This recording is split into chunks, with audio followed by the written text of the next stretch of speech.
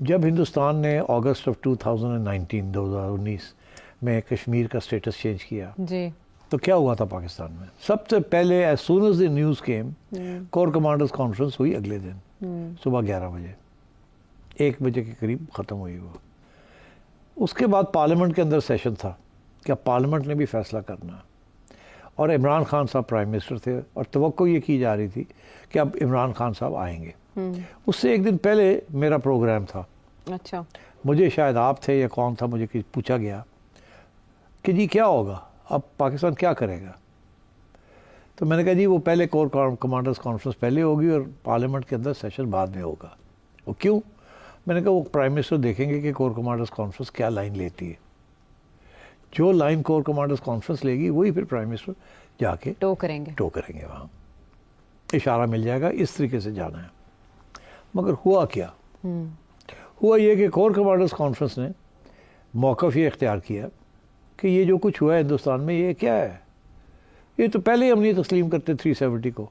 Article 370 ہم تو قانونی طور پہ مانتے ہی نہیں ہیں یہ جو اسپیشل سٹیٹس دیا ہوا ہے. ہم تو کہتے ہیں یہ تو پلیبسٹ کرو اور یہ سیلف ڈٹرمنیشن کرو. تو ہمیں اس سے اتنا کیا، واٹس دا بگ ڈیل؟ جی لبے لباب میں کر رہا ہوں. انہوں نے اس کو ڈاؤن پلے کرنے کی کوشش کی، بیکاز اس وقت یہ موقف تھا کہ اب ہم نے اکنامکس کے اوپر فوکس کرنا ہے، اکنامک ریوائول کرنی ہے، لڑائی جھگڑے کی طرف نہیں جانا. آپ کو پتہ ہے اس سے پہلے جہاد واد بھی تھوڑی بہت بند ہو گئی تھی. پارلیمنٹ میں جب عمران خان صاحب پہنچے تو انہوں نے تو پہ گیا انڈیا نو. اچھا، انہوں نے لائن ہی دوسری لی.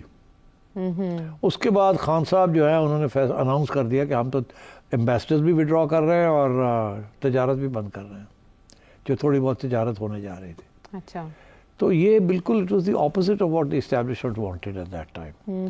دے didn't want this to be a big issue. وہ چاہ رہے تھے کہ کچھ بات آگے انڈیا کے ساتھ بڑھے. We can't fight on so many fronts. تو وہ ٹیکٹیکلی وہ چاہ رہے تھے کہ اکنامک ریوائول ہو اور یہ جو ایل او سی ہے اس کو ذرا سافٹ کر دیا جائے، بیکاز آپ کو پتہ ہے اسی وقت وہ سیز فائر بھی انہوں نے نیگوشیٹ کی تھی. خان صاحب نے گند ڈال دیا. اچھا، تو why did I tell you about this? I am telling you because کبھی ایسی سچویشن ہوتی ہے کہ you need to move forward, sometimes you need to step back. نا آج یو آر اکیوزنگ انڈیا. جی، ٹیررزم کے لیے ایکیوز کر رہے ہیں آپ. بی ایل اے اور ٹی ٹی پی کی سرپرستی انڈیا کرا. کل کو انڈر سم امریکن پریشر یا کوئی اور پریشر آپ کو نیوٹرلائز کرنا پڑے انڈیا کو، تو ملیٹریلی تو آپ نہیں کر سکتے.